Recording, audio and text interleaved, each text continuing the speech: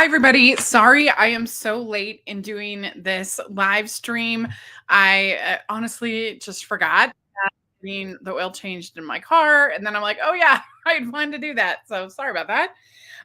But yeah, things have been so busy. I started this part-time job, and that's been nuts. Plus, just still trying to keep up with all the Christmas movies starting to come out, Hallmark, other places, and all the other movies. Getting some Oscar screeners watched, all that fun stuff. It's been wild.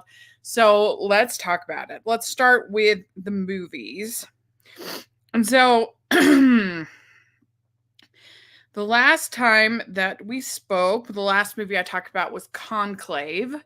And I saw I think I was going to a screening that night, a double screening. So I saw two movies that day. I saw The Carpenter, and this is a faith-based film, and it's made by Garrett Batty, who I've really admired his directing. I think that he usually tells very authentic and well done stories that I think anybody can relate with. He just did Faith of Angels, which I really enjoyed and thought was moving. And I really like Freetown. Some other things. I just interviewed him for Hallmarkies podcast, so you should check that out. I think he's great.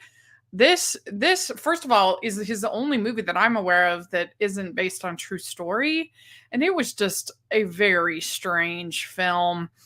It's basically kind of like Bible fan fiction. If you believe that that Jesus had an apprentice and a not apprentice who helped him with the carpentry and was also a mixed martial arts fighter. And I know that they had during the Roman times and things, they had fighting, wrestling, things like that. I get that, but it just felt so discordant with anything that felt biblical to me.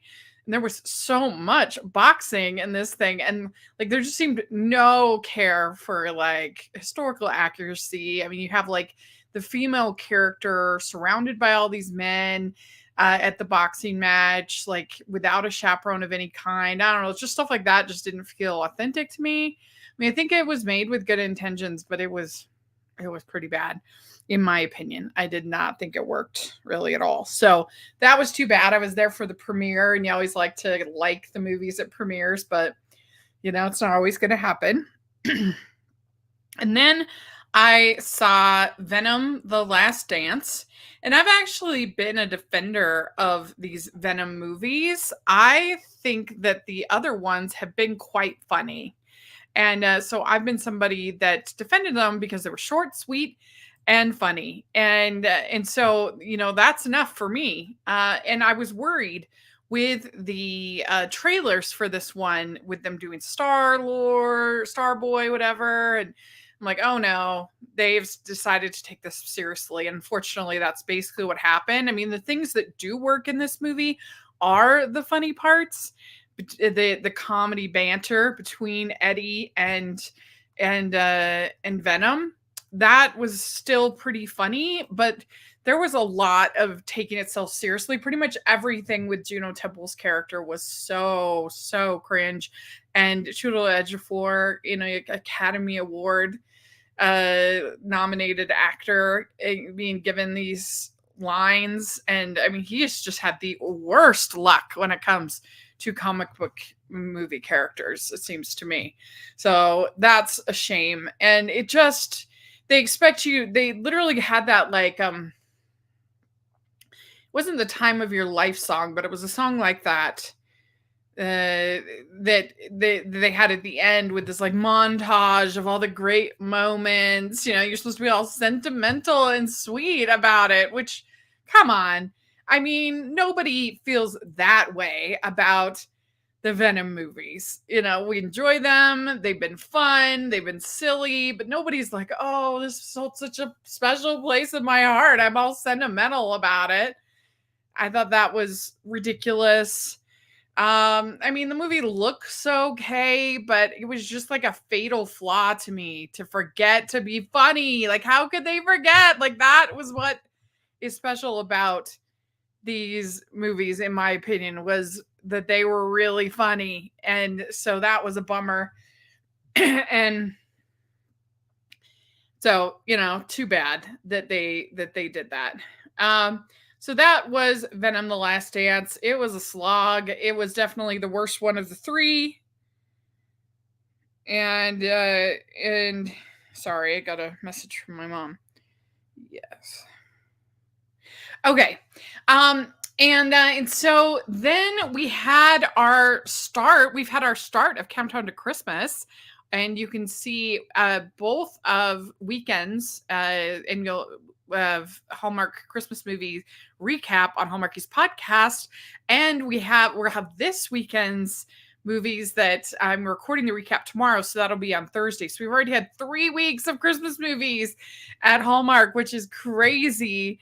So I think that they've had a pretty solid debut, pretty solid set of movies. I haven't really hated anything that they've presented so far. My favorite is a little movie called The 5-Year Christmas Party.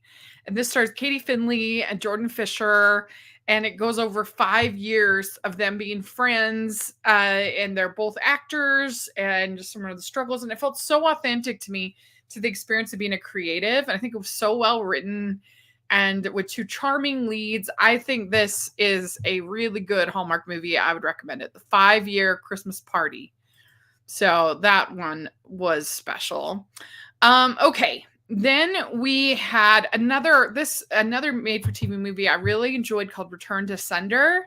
You should keep an eye out for this one. Really cute. It's about this woman who's like trying to be an accountant, but she doesn't really love it, but she feels like that's what she has to do. So she moves into this building and she's preparing for the big test, the accountant test. And she finds this old love letter. And so her and this guy start looking into the love letter, and it becomes this sort of building project. The whole building kind of is looking into the letter. And there ends up telling 4 love stories. And it was so cute. I really enjoyed it. There's like a side love story between these 2 podcasters. And it's like a friends to lovers kind of story. And he like kind of breaks the ice of like, I think we should try this. We should give it a chance. But then she's really nervous about it. But then that's like already out there. And I just thought they were so good. And I really enjoyed it. I interviewed Maddie Hillis, the lead for Hallmarky's podcast. And so that's another one I would recommend checking out, is charming. Okay. Then we had then we had another double header that I did. I saw Emilia Perez. And this was supposed to be like one of the best movies of the year. It's gotten all this Oscar buzz. And so far, I'm 0 for 3 when it comes to Oscar buzz films. So I don't know what's wrong with me this year. But, this movie, I can understand especially why it has like big festival hype. Because it does seem like the kind of thing that would play better in a festival, because it's like got so much creativity and so much happening. And like if the people were there in the room, I can see why some critics are like, I don't know, are sort of bowled over by that, but maybe they just liked it and that's fine. But I didn't like it. It has too many things happening. It's too messy. It has too many ideas. You have it being like an organized crime story, this drug cartel, but then the head of the drug cartel decides that they want to retire. And when they want to retire, they want to become a woman. And in the transition to being a woman, you have Zoe Saldana playing this lawyer who's like helping with all of this, but it just gets more and more messy. And it's a musical, and none of the songs are memorable or are really that well done. It just ends up feeling like this is just too many ideas for one story. And I don't know what it is about this year that the desire is to sort of make musicals I don't like, because normally I'm like such a softie when it comes to musicals. But, Joker Part 2 I didn't like, and this I didn't like. It was just too messy. And I also think, like, if your point is to be sort of an empowered trans story, to have that character be the head of this drug cartel, to be so unlikable, I mean, it's interesting, I guess. I mean, why can't you have a trans character that's unlikable? It's fine, I guess. But it just was like another layer to this movie that just made it even more messy, you know? So I did not like it, and it felt really long. It's how long is it? Let's see here. 132 minutes. So, yeah, and you felt it. You felt it. So, yeah, not great. And then that night I went and saw Here, and this is Robert Zemeckis film where he, like, the idea is this sort of like you've left this camera in the same position in this house, and before it was a house, the land, that same spot, over the course of, like, since the dinosaurs all the way to current times. And it's supposed to be all like powerful and moving. It's showing the passing of time and all these different families, and particularly Tom Hanks and Robin Wright. And they're like reteaming up from Forrest Gump with Robert Zemeckis. And this thing was just so cloying. I just couldn't, even for me, I like Hallmark movies. I like cheese, I like things that are kind of cloying. And this was just too much for me. I couldn't deal with it. It was just, nothing felt like genuine and earned because we weren't able to spend enough time with these characters. And it was always kept from a distance. We're always looking at it from this perspective of this camera, so we couldn't have the close-ups, we couldn't have the intimacy, all the different things, so it didn't work. I mean, it's I said in my review that I felt like Robert Zemeckis watched the Carousel of Progress in Disneyland, and then he decided to make a movie about that ride. But that ride is 20 minutes, and it's already kind of long and cloying. And but like we'll like it because it's nostalgic and everything like that, and it's it was done by Walt and all of that. But this is long, and it's 104 minutes, so it's under 2 hours, but still long. And we don't really get to feel intimacy with these people. We just keep flopping back and forth, all these different timelines, and yeah, it was not for me. That's for sure. Not for me. Okay, then I saw Anora, and this is another Oscar hopeful that people are just loving. I wish I could say that I loved it. This is Sean Baker. He loves doing films about sex workers and the sex work industry, which, fine. If you have a story to tell, that could be interesting. But this had really been sold to me wrong. So if you go see it, people had said it was like a screwball comedy, that it was like a new take on Pretty Women. I don't feel that way at all. Like, if anything, I feel like it's more of a drama. I didn't really laugh at all. And it's not a love story. So I don't see how you can say it's a new take on Pretty Women. Pretty Women is a love story. Like this is a betrayal, without giving too much away. Like, it's not a love story. And I do think that Mikey Madison is very sweet as Nora, but this thing is so repetitive. It's just the same beat over and over and over again. And every other character but her, I didn't really like that much. And then the ending I found very confusing. I don't understand what Sean Baker's trying to say with that ending. What's going on? If you've seen it, put in the comments section what you think the ending is trying to say. It felt like it was trying to be empowering, but I felt like it really wasn't. I don't know. I thought it was very strange what she does at that ending, and I don't know. Didn't like it. Did not like Anora really hardly at all. So there we go. Okay, then I saw the best Christmas pageant ever. And I saw this right after Nora, so that's quite the contrast. Nobody can say I don't see a variety, that's for sure. And this was so sweet. I loved it. I think it's like a new holiday classic. It's pretty much like page for page from the play. I was shocked that they had the Herdman smoking cigars because you never have characters in family films smoking these days. Like never.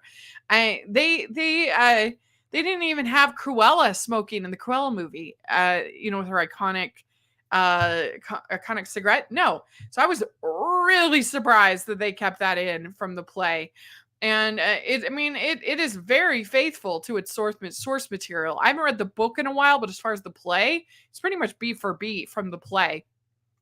And it's just such a like welcoming, kind, warm-hearted story. You don't have to be a religious person, I don't think, to appreciate what they're doing here. I think anybody that appreciates Christmas movies and something like, say, Charlie Brown, that like, yes, it has a Christian element to it, but really, it's kind of refreshing to have a holiday film that is about Jesus and about the right way of celebrating Jesus. And so I really enjoyed it. It's very, very sweet and comforting and funny and just lovely. Well acted, well directed. I really enjoyed it. I can't recommend it more highly. So there we go. Then we have yeah, that's it. That's it for movies. So let's talk about the plays that I've seen. Okay. So I saw Prayer for the French. Oh, I forgot to talk about Heretic. So I'm gonna do like a lot more on Heretic. Um, it's a very, very interesting film for me because it's all about these sister missionaries, and I was a sister missionary for the Church of Jesus Christ of Latter-day Saints, the Mormon Church, in from 2003 to 2005. And so watching this movie, it hit a lot of touch points for me. And I think in general, they got it pretty right as far as the most of the things as far as the sister missionaries. Like they're very careful for them to ask about his wife, and he lies and says his wife is home, because you would never as a sister missionary go into a single man home like this. And so there were a lot of things that they were careful about as far as the rules of a missionary. And then also I liked the fact that these sisters were not just like brainwashed yuppies. They were backed with Hugh Grant in responding to his supposed arguments, and they were smart and thoughtful, and I appreciated that they were well written, I think, and well performed characters. I do think that this movie, once I don't want to spoil it for you, but once it gets past a certain spot in the house, it starts to lose me a little bit. It starts to get a little bit less interesting, and gets more sort of generic. But I still think overall, like my brother and I, after we saw this, we like had like a really good conversation. And I think that that's what this movie can do, is like get people talking about their faith and what they believe and why, and your experience, and believing or not believing in anything. And Hugh Grant's really good in it. The girls are good. So overall, I actually thought it was quite well done. And so if you like kind of thoughtful, if you like something like a Get Out or some of the Jordan Peele, I think this has some of those that same flavor. It has something to say. It's interesting, and even if you don't agree with everything that certainly, obviously, none of us agree with everything that the Hugh Grant character is saying, but like I think you can come out of there and have like a really good conversation. So I'm gonna try to do like a spoiler review or something where I dive into it a little bit more. Obviously, a lot of that is really personal stuff. So there we go.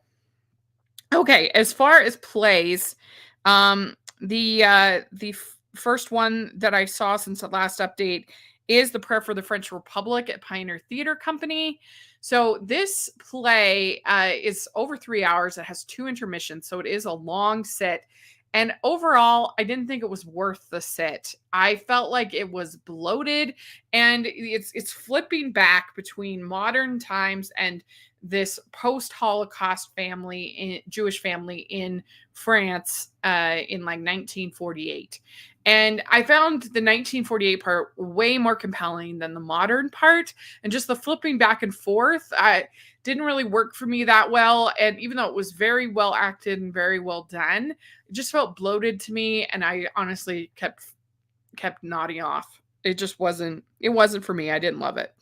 Then I saw my friend Jax came into town, so we did that live stream, which was really fun.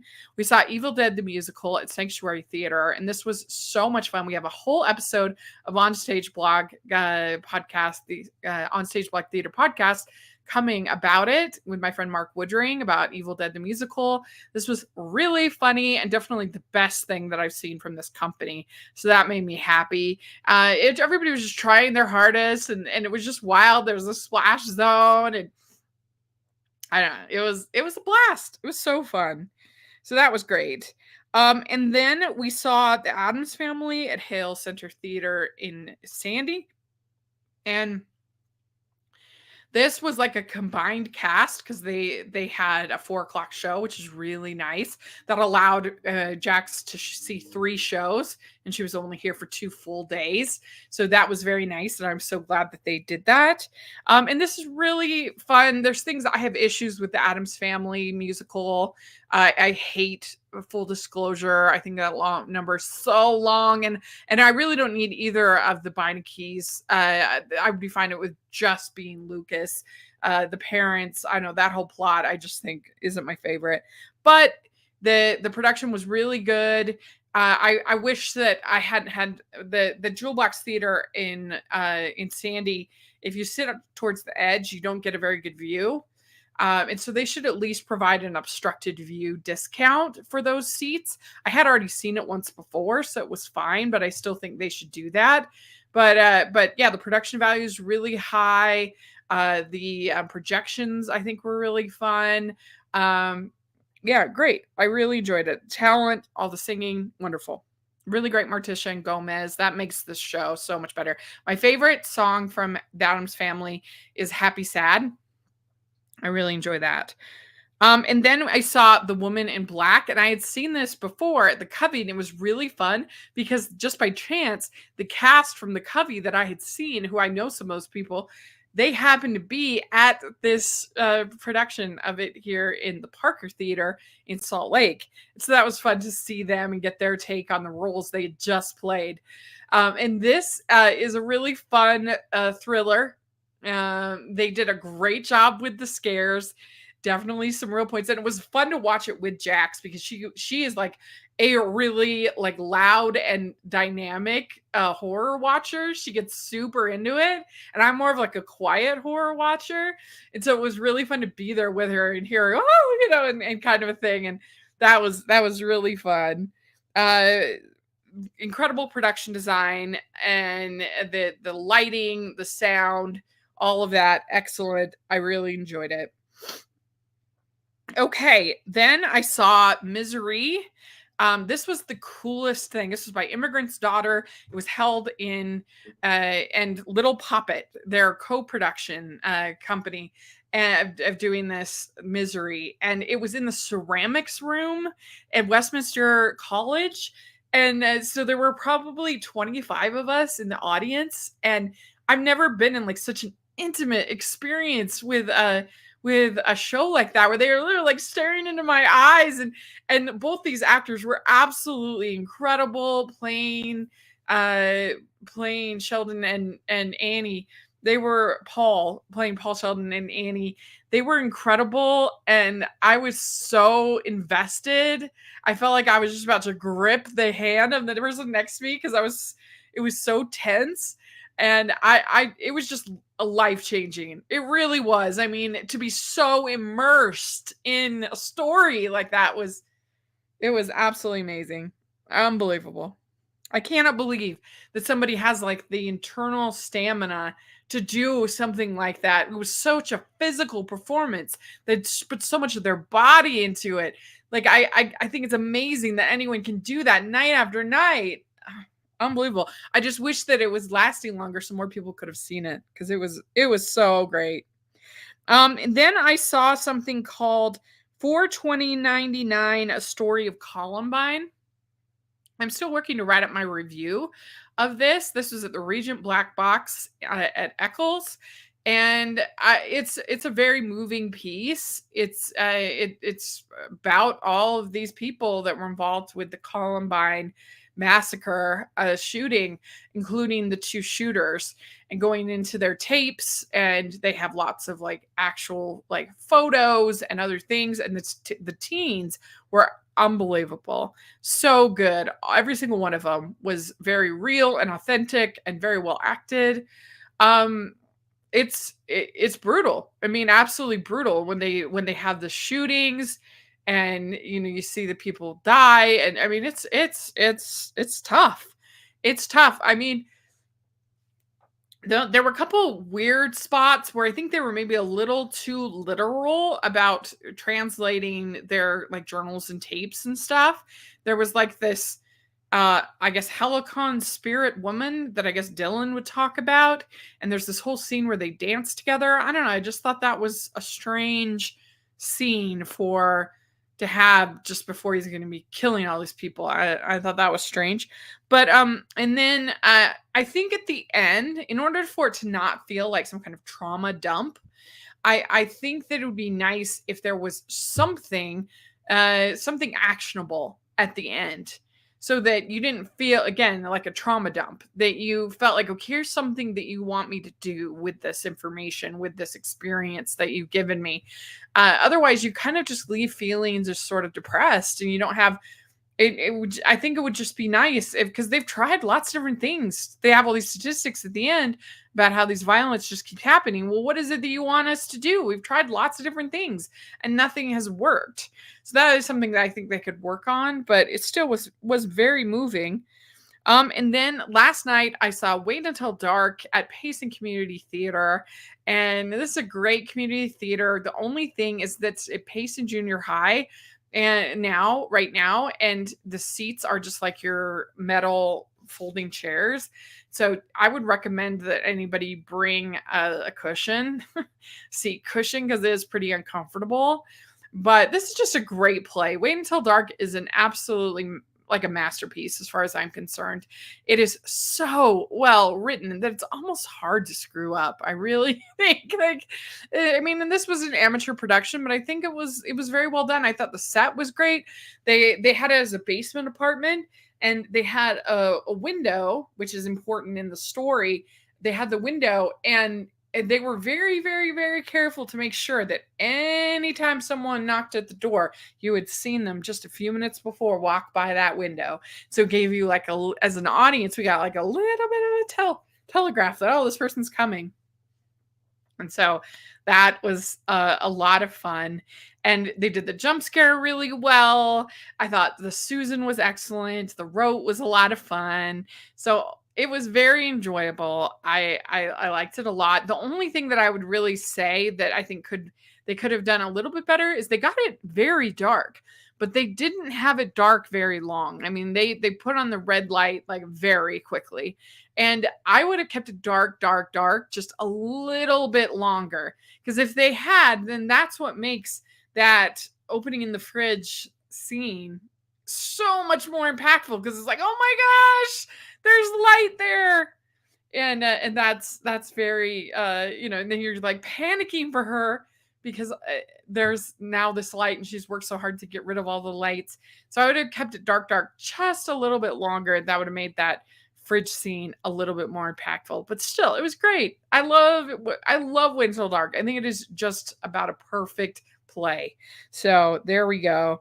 That is all of the plays and musicals that I've seen since my last update on this stage. And I still have two more. I still have to write my review for Wait Until Dark. I still have to write my review for the Columbine play. And I have my log to do of the ones I watched with Jax. So that'll be fun. And make sure you check out Onstage Blog Theater podcast for the Evil Dead episode.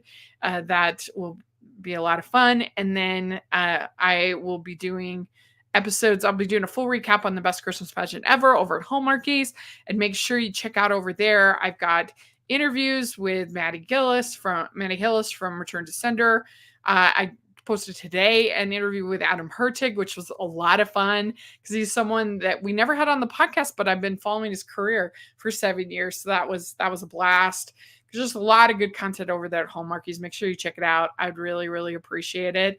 And we're continuing to keep busy here as well. Like I said, I've got all the Christmas stuff to cover. But we are starting the foreign language movie month that I do every November. I always really look forward to doing that and trying to find family films in other languages than English. And we're starting with My Life as a Dog. This is a Swedish film from 1985. I have never seen, but I've heard nothing but great things about. So I'm really looking forward to seeing it. And I try to pick different languages too. So it's not just like all anime or all, all European or whatever. So I try to have a variety. So I look forward to that every year. And those reviews never do that well, but I really enjoy doing them. So not everything is about the views. I hope you enjoyed Disney Scares Month. It was really fun because I ended up reviewing all these shorts this year, which was a blast. And I just love animated shorts, and so that was really fun. But there we go. I think I caught up on everything. Let me know what you think if you've gotten to see any of these. And thanks so much. We'll talk to y'all later. Bye.